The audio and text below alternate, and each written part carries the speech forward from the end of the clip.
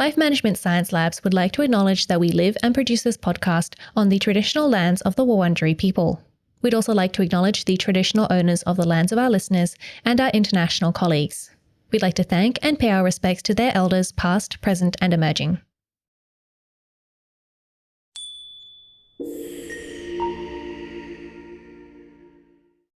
Hi everyone, and welcome to Room by Room, the home organisation Science Insights podcast, produced by LMSL, the Life Management Science Labs.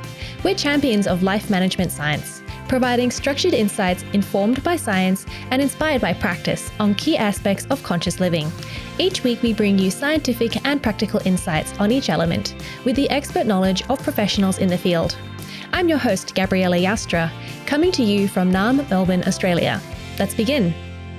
Welcome back to the show.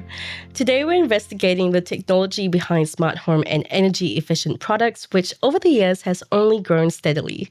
According to Statista, revenue in the smart home market is projected to reach $4.1 billion in 2025 and $5.5 billion by 2029. And that's just in Australia. And all this revenue is typically supplemented by a bevy of pro-sustainability claims and promises.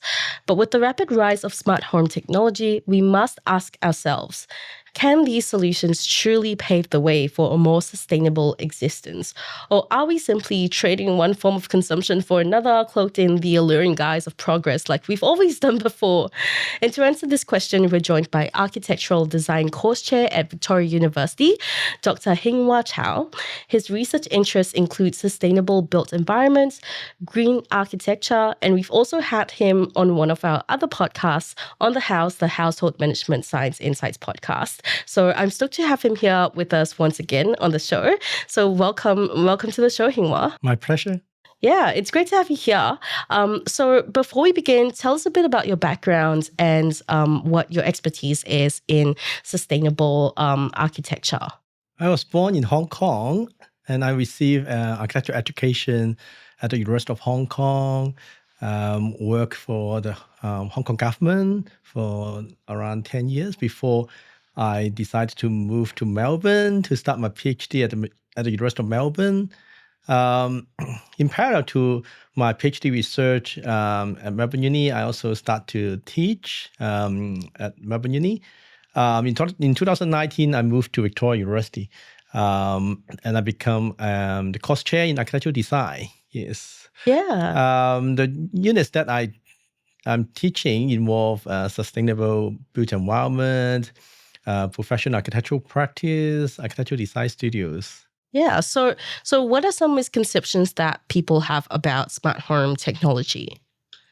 Perception is presumably the smart home technology should, of course, reduce the energy consumption and is user-friendly, convenient to use, and can very easy to customize their needs. Like different people may have different preferences, so smart home technology can provide the tailor-made solutions for them. Yeah, okay, well, that's a great preface for our topic for today. But before we go further into detail, I would love to get to know you better. So this is Have You Met Hing-Wah? And my first question for you is, what is your favorite book? The favorite book I would like to share today is In Face of Shadows. It's written by Japanese writers called Tanizaki. Yeah, I was recommended by my professor when I was studying architecture. He recommended us everyone to read this book, In Face of Shadows. I think it's quite interesting because it's written by a Japanese writer, so it talks about Japanese aesthetics. Nowadays, a lot of tourists everywhere. They just go to Japan. Japanese aesthetics, Japanese architecture is of course, Japanese culture is really attractive for people. And the book here explicitly highlights the importance of light and shadow, the control of darkness. That is really interesting. That create the atmosphere of the space that's inspire people, which is quite different from the Western or modern way that always emphasize on like pure whiteness and shiny metallic surfaces. Yes, totally two different values. Yeah, I really like the sound of that. I've always had the firm belief that what makes your house a home isn't fantastic architecture or fantastic interior design or like coherent interior design by any means. It's what you make of it. So like, for example, like I have a very eclectic style, and I like to call it like controlled mess. And you know, there's some people who will be like, okay, but you're just kind of like kidding yourself. You just want to be messy. But I like it's purposeful. You know, I make sure to have like warm tones in the bit of clutter, Yes. like warm yellow tones, orange, yellow a little bit, and they're all going to be matching. So like there's no weird little pop of red, for example, like that's just completely different anyway. And it's also like personal items, you know, that's the most important part. And the electro texture. Yes, exactly. So it's not going to be like a weird thing where like I really hate like the height.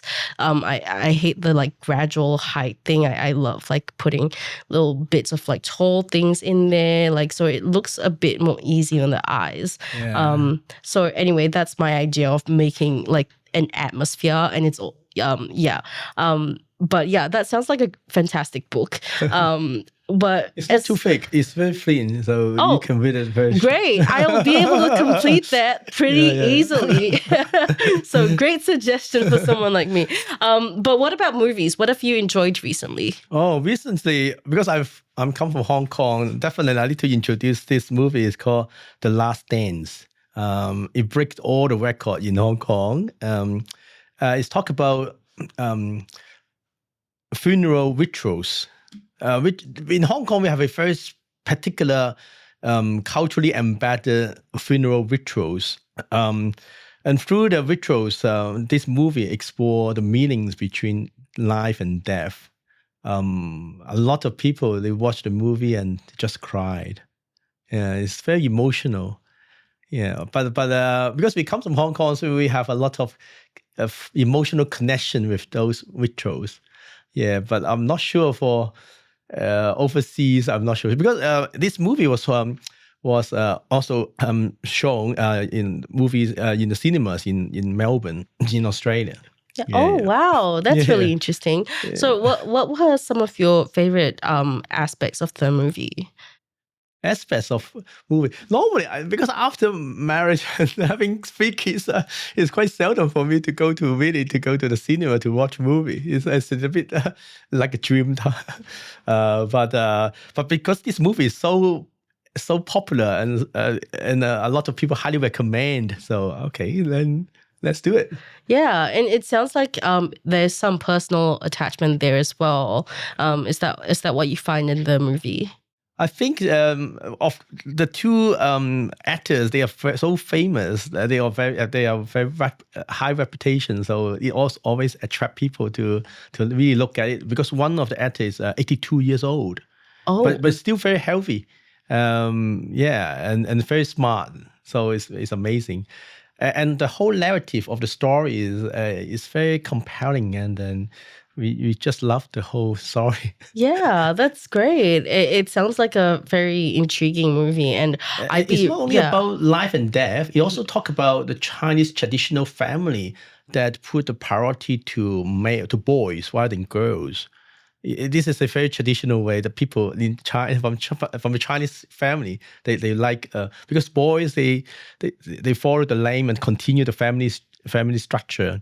So a lot of bias to the female. So this movie also explore this the different genders, what their roles in the family. Yeah, that theme. Yeah, it is like my family as well has had that experience. Like my dad was always prized as the golden boy, and his older sisters had always had to take care of him, or they get in trouble with their grandmother, which is really interesting. But it's great that like, you know, the newer generations are kind of unwinding that narrative.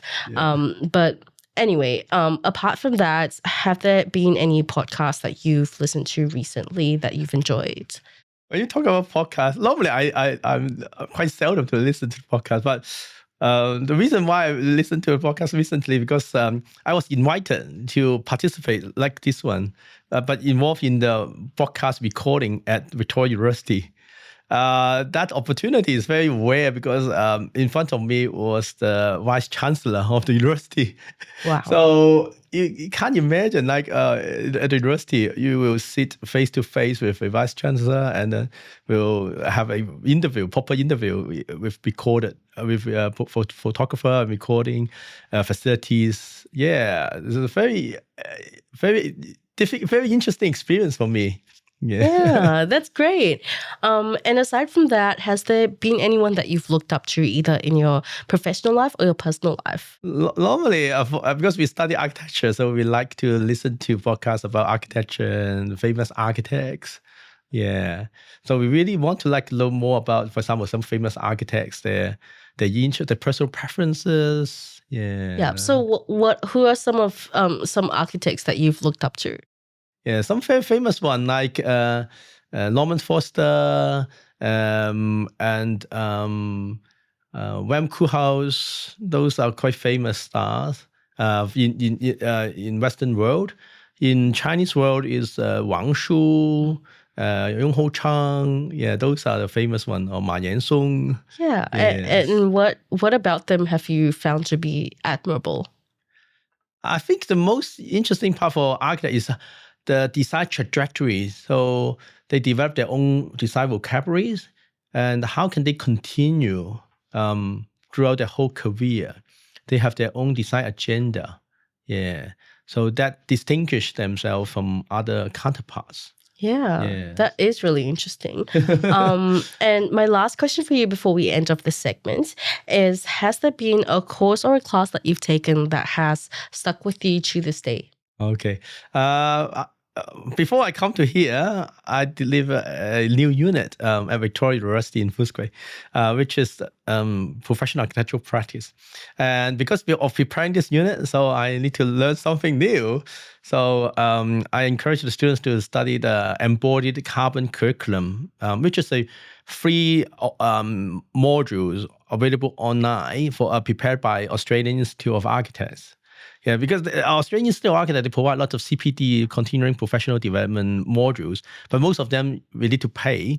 But this one, embodied carbon curriculum, is free. So it's very good learning resources for students to equip themselves, especially from the sustainability perspective, at the same time focusing on embodied carbon. And what are the most important takeaways of learning embodied carbon? Embodied carbon is we not only look at the operational perspective of a building, but we start from the basic beginning, that is the carbon upfront. So starting from the preparation of the building materials. So are we using locally available materials, or are we using those materials import from overseas? For example, if we order marbles from Italy, so you can imagine the energy involved, to prepare for the marble material and the transportation, the energy for transportation for those marbles from Italy to Australia. So if we take this into consideration, that is what we call life cycle analysis. We look at not only the building itself after completion, but we look at it for the whole lifespan of the building, from the initial upfront, operational, and the end of the life of the building, that the energy involved for demolition or destruction of the building structures, and how we handle those materials. Are we transport those materials to landfill, or can we reuse it or recycle it? Yeah, that is it, for like a holistic understanding of the whole process. Yeah, that's really interesting. And I'd say that ties really well into our topic as well, Yes. where we would like to think about the bigger picture of, what goes behind technology, behind all these green, or what's been touted as green smart home or energy efficient products, and learn more about that later on in the podcast. But for starters, do tell us about your definition of home organization. Okay, home organization, I think, to me, is the process of arranging items in the living spaces, in the living environment, involving like tidy up to make it more functional, more effective, and much easier to access. Like in case of finding a particular item, you can easily access it. So to create a living environment which is comfortable, low stress, but at the same time, it's tidy, well organized. Yeah. And how would you define sustainability? Sustainability is the use of natural resources or resources that we have, not only meet the needs of our generation, but also not affecting the future needs of our the generation that's coming. So there's to strike a balance between human beings, planet, and natural resources and profit. So if we aim for maximizing the profit, that maybe we need to destroy the planet, but we need to have a sensitive balance of all these factors. Yeah. And in your experience, how would you describe the importance of sustainability with respect to home organization? Sustainability to home organization, I think one important aspect is the mindset or the mentality. Of course, it involves different factors like the design itself of the home. That is the role of the designer. But another very important thing is how to use the space. So that is the end user.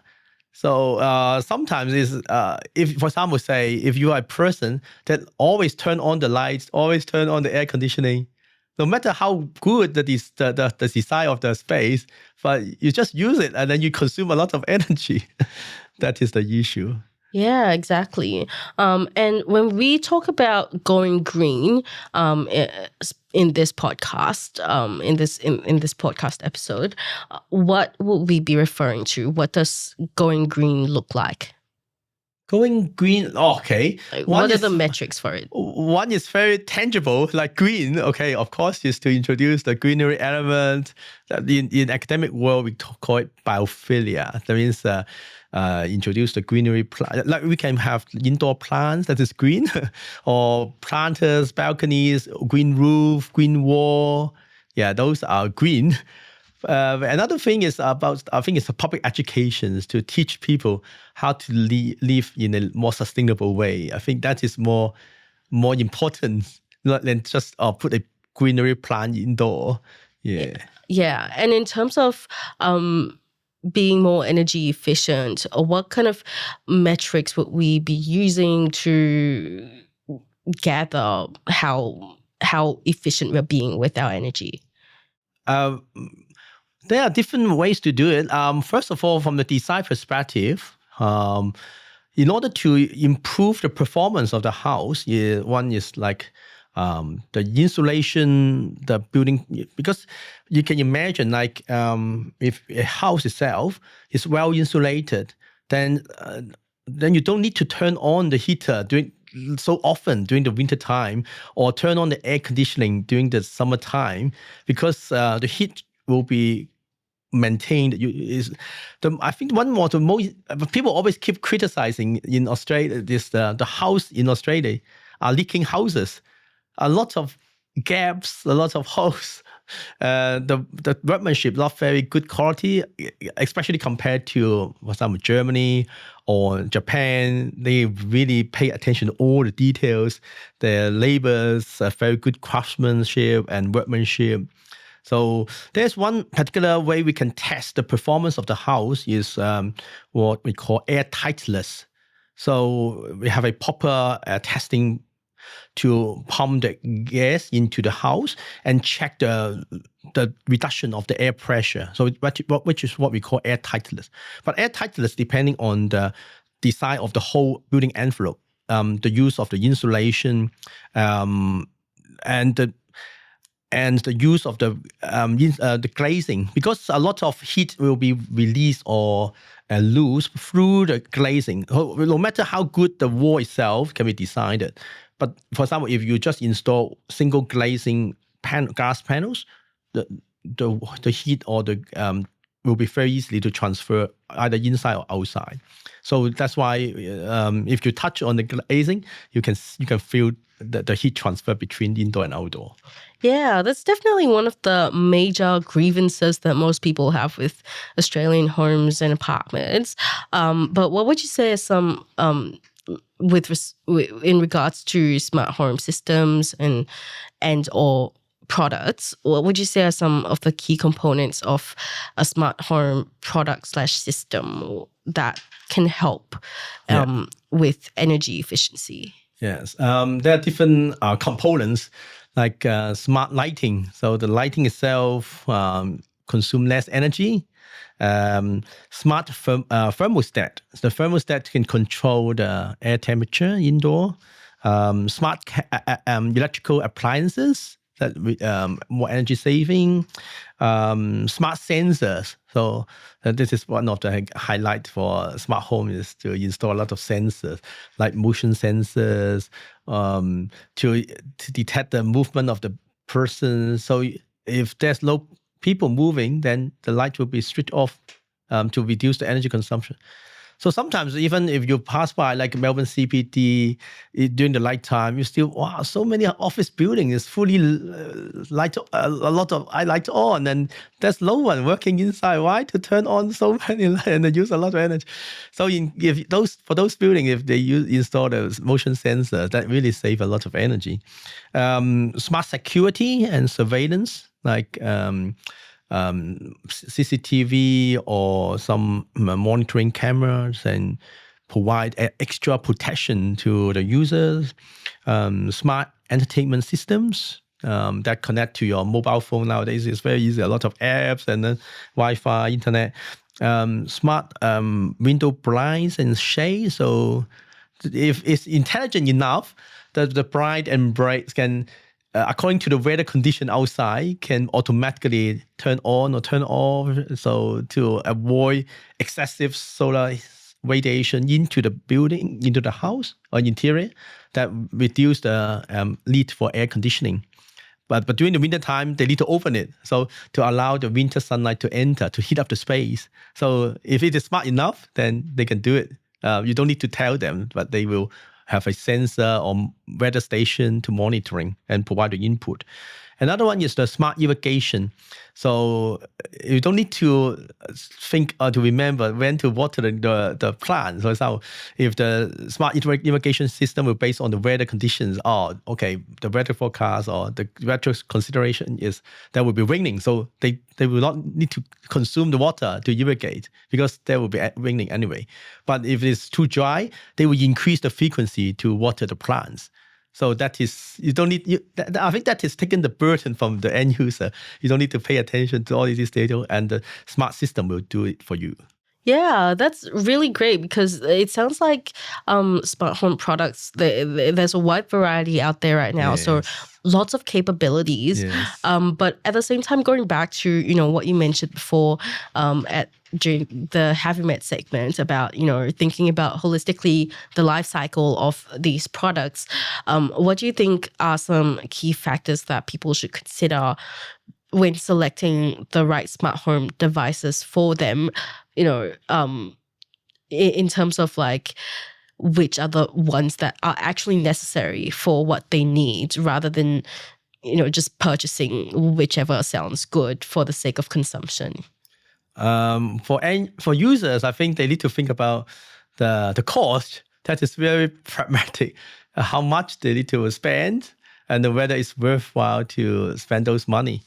And for smart home device, because different system, different companies, so you need to consider whether it's compatible between different systems and whether it's easy to set up, whether how user-friendly they are, or rely on some technicians to come to install if it is too sophisticated, too complicated that you cannot handle.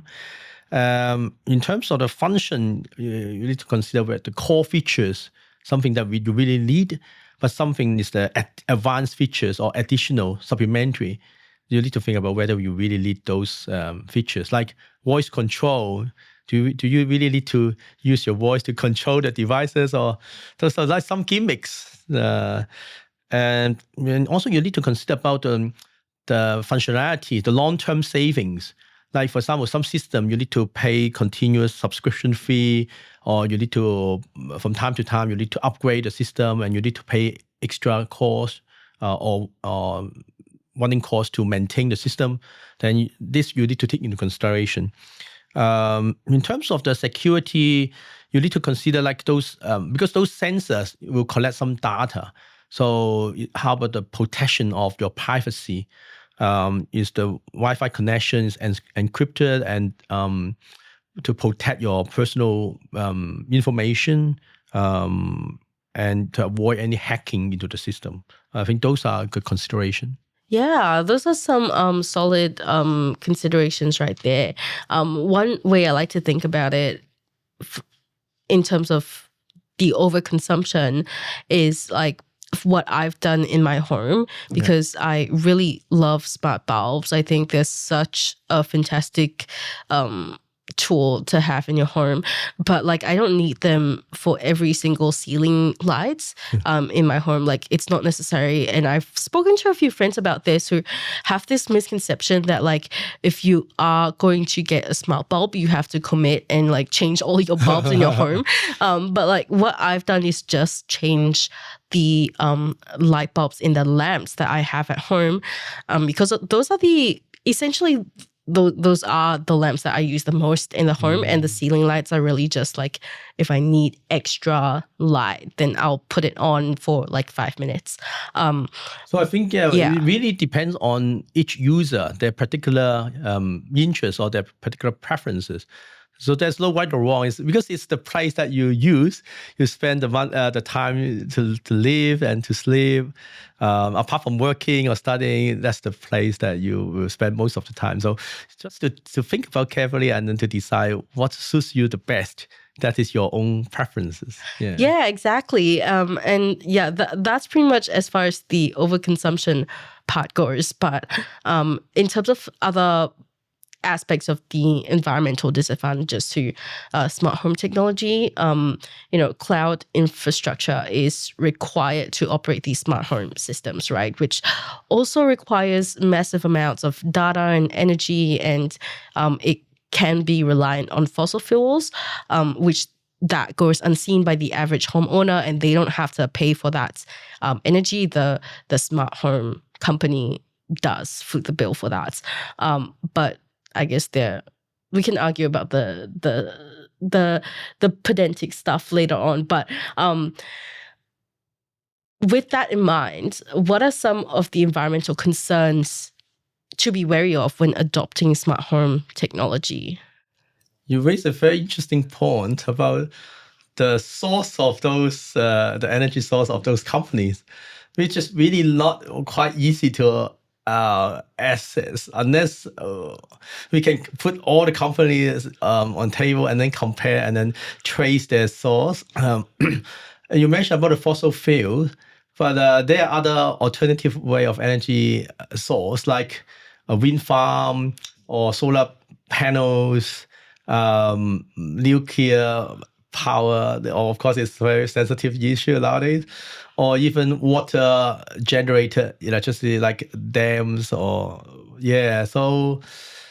I understand that there are some scientists, they are exploring other alternative green energy, try to pursue like hydro cars, they already start to develop. So it's very hard to say whether those companies, they all rely totally on fossil fuel, because fossil fuel is the one that we understand that there's a limitation of the resources. Then there's one day the fossil fuel resources on Earth will be used up. So definitely we need to go for some alternative way for more sustainable way of energy resources. But unless we have a comprehensive research or study to collect all the data, like to compare the energy to be saved by the house owners in terms of using the smart home technology, how much energy they saved. And then we need to compare the energy consumption through the big data of those big firms. In order for them to provide the smart technology, how much energy they use. if we have this type of spreadsheet and compare them, that we have a better understanding of the whole picture. But at the moment, I think the information is just piecemeal. Yeah, we're quite lack of a holistic understanding. Hopefully, maybe AI will help us in the future. Yeah, it's still largely speculative for sure. Also because there's little transparency when it comes to it, where the companies are sourcing their energy from. We need some big data, yeah, and supercomputer to generate. There is a computer science and public affairs professor though who mentioned online somewhere that if smart homes were to integrate generative AI, the generative AI would be programmed to default to whatever mechanism is most efficient, and all in all, the power required for these smart home technologies, in theory, may be massive, but in theory, would be far less than what is needed for like a routine Google search or streaming Netflix content, for example. I'm sure the development of AI technology one day will provide this type of support for us. Yeah, again, but I'm not sure how fast the development of technology. So still largely theoretical, but it's good to keep that in mind. So the last thing I wanted to ask is that, it still costs upwards of a few $100,000, not a few $100,000, but a few $100 to purchase and install full-fledged smart home automation. Who knows? Maybe there is some like company out there offering one that's like a few $100,000 worth. But either way, to me, it sounds like a hefty commitment. So what are some of the more affordable ways to utilize technology for energy efficiency without having to buy new products? To achieve energy efficiency, of course, if you spend a lot of money to buy the high-tech smart home technology, then that is one way. But if you have just a limited budget, you can also do it, depending on how much you have and the resources. Like if you go to buy LED light bulbs, that's not expensive now, especially those from, depending on the country where it comes from. Otherwise, it's very easy to, for example, replace the LED light bulb. And especially the Australian government promote and provide incentive for us to change the light bulb. But of course, for example, if you go for smart light bulbs, you need to spend extra. But of course, that will provide more function for you, like remote control or dimmers, functions, a lot of gimmicks for you to play with. Another option is smart plugs, like to plug into the wall socket, and that is a smart function. So depending on the money you have, you can spend a little bit on this and spend a little bit on that, and that it also achieve energy efficiency.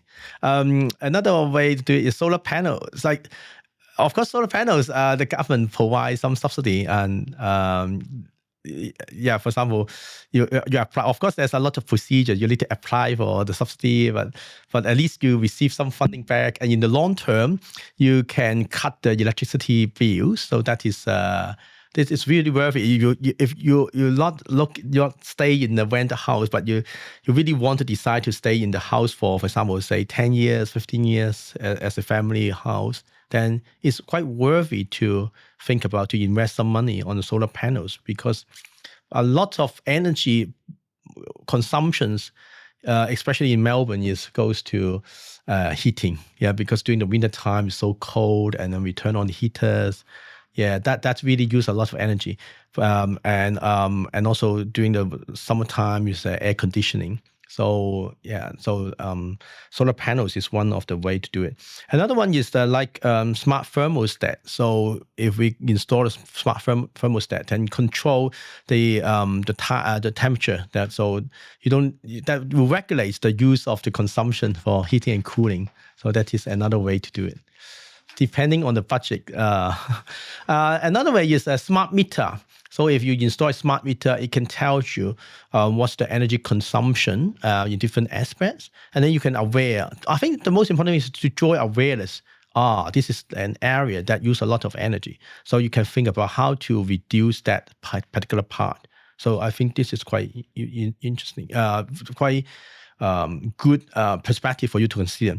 Another way is the electrical appliance. Like if you, for example, say it's the time to change a fridge or a washing machine, can I buy some electrical appliance which is more energy efficient than other? So the cost difference may be just a little bit, but you need to look at in the long term that appliance will consume less energy. So that is something that we can do. Yeah. So with the smart meter, how does that work? How do people install it in their homes? Is it like rental friendly or? I think there are different brands of smart meters. So some are much easier to install, but some are maybe more sophisticated depending on the functions. Then you may need a electrician to come to install for you.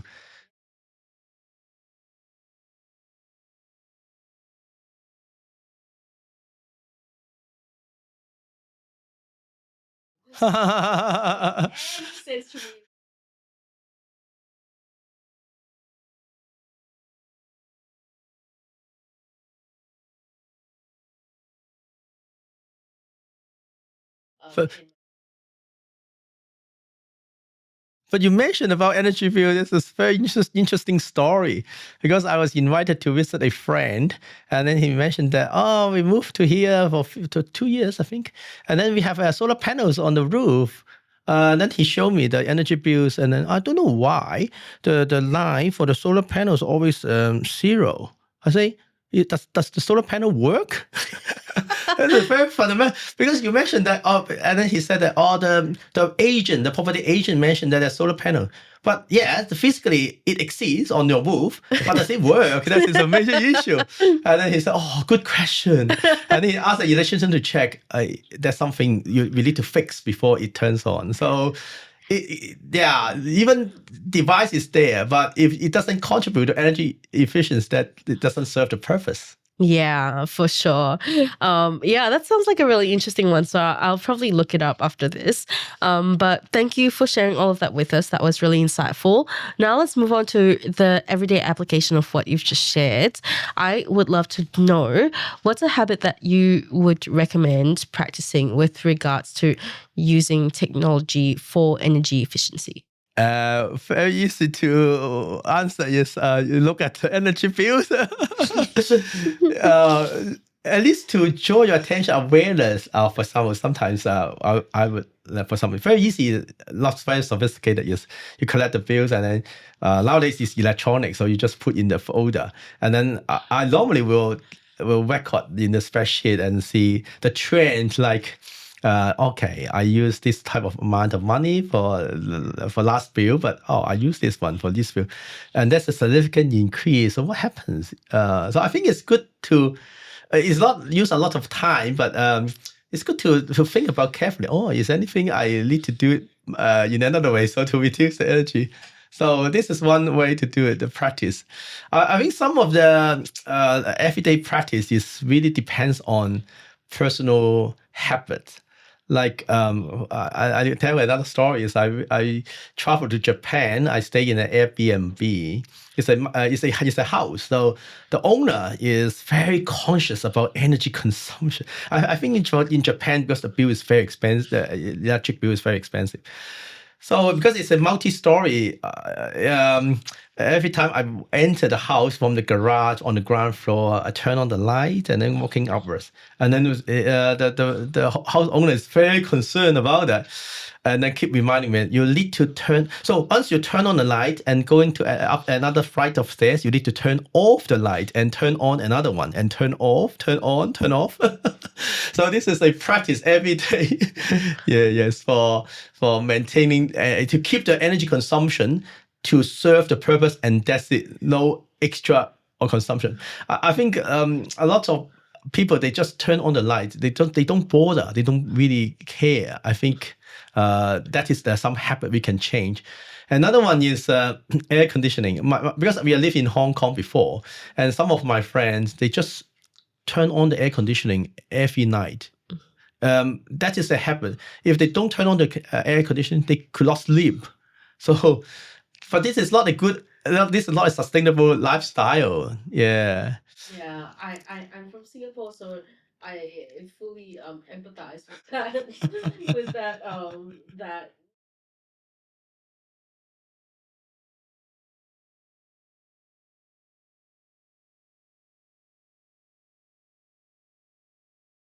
Some part, but yeah. And when you talk about Singapore, I traveled to Malaysia in December of a particular year, and in December it's still very hot in Kuala Lumpur, but the shopping malls freezing inside. So it's so cold. So every time when I open the door and go out, my glasses frost. It's because it's very big temperature difference between indoor and outdoor. So you can imagine how much the energy consumed by a big shopping mall. But it seems they don't care. They just turn on the air conditioning. Yeah, we have those with the buses in Singapore as well. And I used to wear glasses and my glasses will fog up too. But yeah, that being said, Singapore and Malaysia are so humid. So like on some level, after 20 something years of living in Malaysia, wait, no, not in Malaysia, Singapore. Yeah, after 20 something years of living in Singapore, I kind of see why they do it, but I do agree that it can be pretty excessive. So like maybe just dialing the aircon down a little bit would be better. But yeah, I also agree with you. Sometimes, even in Hong Kong, when I get on the bus, it's so cold. But it's very hard because different users, they have different perceptions. Some people maybe feel cold, but some people feel very warm. So it's hard for the driver to adjust. I'm not sure if for some of you if you say to the driver, "Oh, it's too cold. Is it possible to turn a little bit lower?" Is it possible in Singapore? I'm not sure. I don't know. I've never tried. So, yeah. And in terms of, so you mentioned that reading your energy bill and being a bit more conscious about that is important. But, there are people like me who have trouble reading the energy bill. So would you be able to bring us through that? What's some advice that you can give people who struggle to read the energy bill? I'm not sure, talking about the technical details of the bills. Of course, if you are capable, you can look at it in more detailed way. But otherwise, the bill itself, the cost you need to pay will tell the story how much you need to pay if you compare last time and this time. Of course, you need to consider like during the winter time or summertime. Yeah, we understand that we use more energy during the winter time. But if like during the same season, like throughout the summertime, if there's a significant increase in the energy bill you need to pay, then it's something that trigger your alarm and then see, is there something that I can manage it or to reduce the energy consumption a little bit? I think it's as simple as that for general public. Yeah. Okay, well, now let's move on to the open mic segment. This is your opportunity to talk about anything that you're passionate about, and it doesn't have to be related to the topic. Although if you'd like it to be, then fair enough. Floor's all yours, Hing-Wah. Take it away. I think it's very interesting to talk to you because we are all from Asia and then moved to Melbourne. So we have similar background. Yeah, you come from Singapore, I'm from Hong Kong. Yeah, I think a lot of people, they would like to compare between Hong Kong and Singapore, even because those are two small cities, but with high density, a lot of population with Asian background. So I think it's very interesting to share what we observe. Yeah, it 100% is. And I really love that Cantonese cuisine. Yes. I love Cantonese cuisine so much, and I think what I've observed culturally in terms of like Cantonese culture / Singaporean culture coming to Melbourne, it's not that booming yet compared to other Asian cuisines. Like for example, Indonesian cuisine is wild here. There's so much of it. It's really growing very steadily and rapidly. But we don't see so much Cantonese cuisine or Singaporean cuisine here. Like I think Singapore has like 3 restaurants maybe in Melbourne, which is sad. And in terms of Cantonese cuisine, there's a lot of like, there are a few like Hong Kong cafes, but I wouldn't say they're like true blue Cantonese cuisine, you know. So yeah, I that's a similarity I think I've observed. But when you talk about the Cantonese cuisine, especially in Melbourne, because Melbourne has a history of gold rush. So during that period of time, a lot of Chinese migrants, especially from the southern part of China, they migrate to here because of the gold rush. So they, at that time, they not only import the people there, but also the Cantonese cuisine to come here. So at that time, along the Chinatown in Melbourne, you can see a lot of Chinese restaurants opened. Yeah. Of course, in the 1901 to 1970s, because of the white Australian policy, the migration policy changed and not welcoming outsiders to come to Australia because of the priority of the white Australians. But I think, the Melbourne Chinatown undergo a lot of transformations nowadays. Apart from Cantonese cuisine, there are a lot of variety, I agree. Yeah, and as an immigrant, is there anything that you miss from back home in Hong Kong? I miss the density. Really? Why is that? Oh, it's so congested. Like, take the MTR, the underground subway, during the peak hours. It's so, And you like that? A lot of people. Not really like, but just part of the daily life we encounter every day. The walking speed is so fast. Here is more, comparatively, a little bit slower, more relaxed people. Yeah, it is definitely slower, but I'd say like peak hour on the tram already upsets me quite a bit. Another one is the small living area, the small apartment in Hong Kong, which is like a lawn. Maybe move to here, or just it's so small, and then here is more spacious. It's a big contrast. Yeah, it is a huge contrast. Well, thank you, Hing-Wah, for joining us today. It's been such a pleasure learning from you once again. If our listeners want to find out more about you and what you do, where can they go? Can visit the website of Victoria University. All right, amazing. We'll leave that in the show notes. And thank you, everyone, for tuning in. We'll catch you in the next episode. You've been listening to Room by Room, produced by the Home Organisation Science Labs, a division of LMSL, the Life Management Science Labs. More episodes like this from across 10 life management perspectives can be found by searching LMSL on Apple Podcasts, Google Podcasts, YouTube, Spotify, and other podcasting apps available on your smart devices. If you enjoyed this episode, please consider rating our show, sharing it, and subscribing to our channel, as it helps other people find it so we can grow and bring you more quality resources. More of our work can be found on our website at ho.lmsl.net, where you can join our movement. I'm Gabriella Yastra. Thanks for tuning in.